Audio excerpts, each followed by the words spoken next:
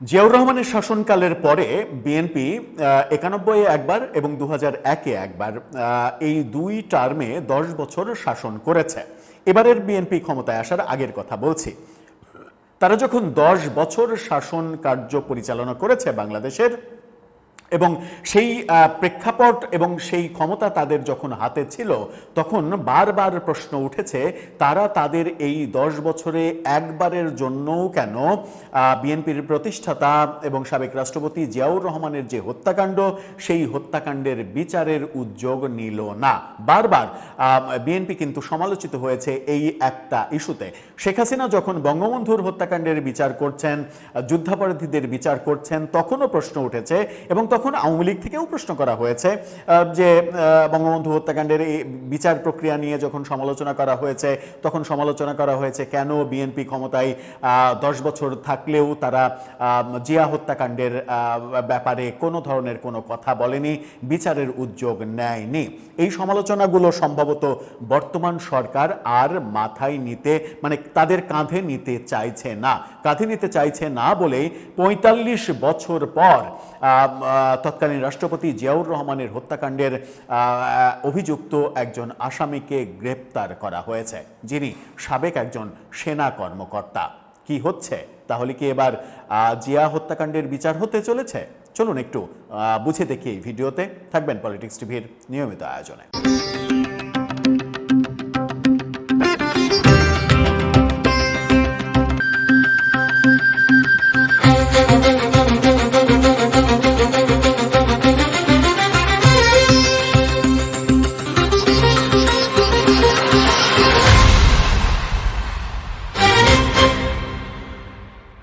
দর্শক, বলছিলাম জিয়াউর রহমানের হত্যাকাণ্ডের বিচারের উদ্যোগ কেন বিএনপি 10 বছর সময় পেয়েও নেয়নি, এই বিতর্ক ছিল, সমালোচনা ছিল। বিএনপির পক্ষ থেকে এর কোনো উত্তর, সদুত্তর আমরা পাইনি।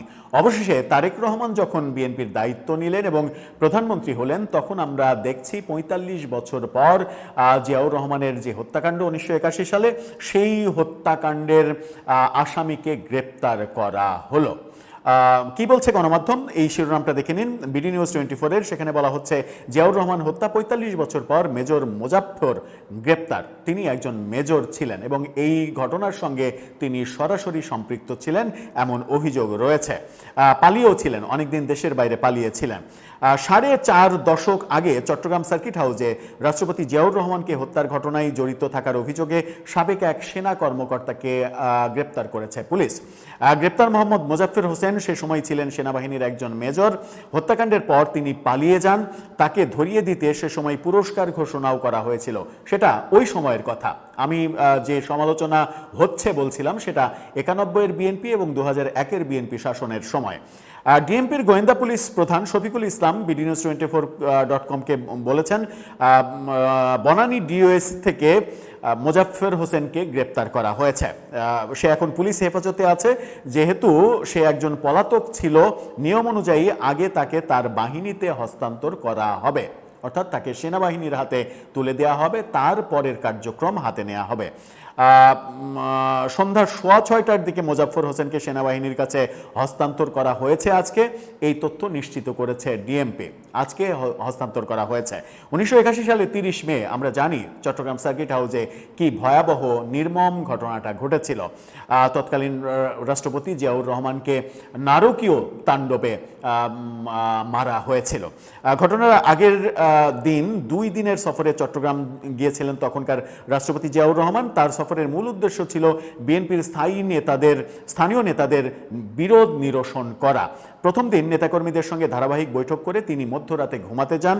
এর কয়েক ঘন্টার মধ্যে সেনাবাহিনীর একটি দল তার উপরে গুলি চালায় এবং তিনি ঘটনাস্থলেই মারা যান। 30 মে সকালে রেডিওতে তার মৃত্যুর খবর ঘোষণা করা হয়। পরে সরকারের তরফে এক বিবৃতিতে বলা হয়, বিপ্লবী পরিষদ পরিচয় দেওয়া কিছু সেনা সদস্য রাষ্ট্রপতি জিয়াকে হত্যা করেছে। উপরাষ্ট্রপতি বিচারপতি আব্দুস সাত্তার তখন অস্থায়ী রাষ্ট্রপতির দায়িত্ব নেন।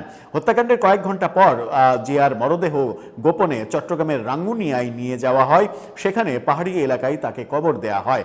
পরে সরকারের উদ্যোগে সেখান থেকে তার মরদেহ তুলে ঢাকায় এনে ২রা জুন দাফন করা হয় সংসদ ভবনের পাশে, এখন যেটাকে জিয়া উদ্যান বলা হয়। কখনো কখনো আওয়ামী লীগের আমলে এটার নাম পাল্টে চন্দ্রিমা উদ্যান হয়। রাষ্ট্রপতি জিয়া হত্যার পর অভ্যুত্থানকারীরা বিভিন্ন সড়কে অবস্থান নেওয়ায় চট্টগ্রাম পুরোপুরি যোগাযোগ বিচ্ছিন্ন হয়ে পড়েছিল।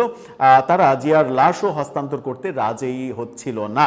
ওই অবস্থায় চট্টগ্রাম সেনানিবাসের জিওসি মেজর জেনারেল মঞ্জুর সহ অভ্যুত্থানে অংশগ্রহণকারীদের সবাইকে ৩১ মে দুপুর ১২টার মধ্যে আত্মসমর্পণ করার নির্দেশ দেন তখনকার সেনাপ্রধান হুসাইন মোহাম্মদ এরশাদ, যিনি পরে রাষ্ট্রপতির দায়িত্ব নিয়েছিলেন।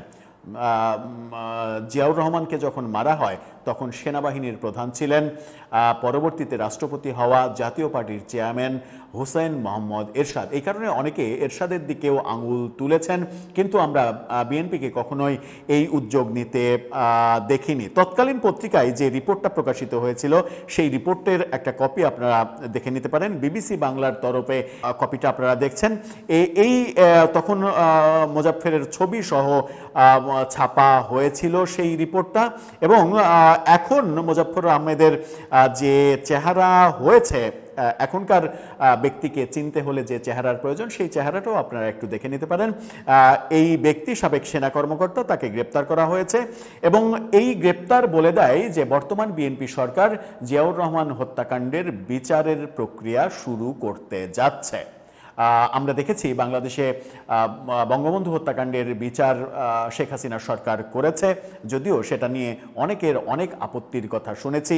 বঙ্গবন্ধু হত্যাকাণ্ডের স্বীকৃত আসামিদের অনেকে ২৪-এর শেখ হাসিনা পতনের পরে হিরো হিসেবে উপস্থাপন করেছেন এবং তাদের ক্রেডিট দিয়েছেন যে অসাধারণ একটা কাজ করেছে, দেশ বাঁচিয়েছে, এরকম ব্যাপার প্রকাশ্যে হতে দেখেছি। যে দেশে একটা হত্যাকাণ্ডের ঘটনার মানে প্রধান নায়ক যারা, তাদেরকে নিয়ে এরকম গর্ব করা হয় কোনো কোনো রাজনৈতিক দলের পক্ষ থেকে, সে দেশে আসলে এই ধরনের অপরাধ দমন করা কিংবা এই ধরনের অপরাধ থেকে দেশকে মুক্ত করাটা আসলে কঠিন ব্যাপারই হয়ে দাঁড়ায়। তবে একটা আশার আলো তো হচ্ছেই বোধহয় যে অতঃপর ৪৫ বছর পরে হলেও জিয়াউর রহমানের মৃত্যুর কারণ এবং যারা এর জন্য দায়ী সেই ব্যাপারে সরকার উদ্যোগী হচ্ছে। দর্শক, আপনার মতামত এ ব্যাপারে জানিয়ে লিখতে পারেন আমাদের কমেন্ট বক্সে।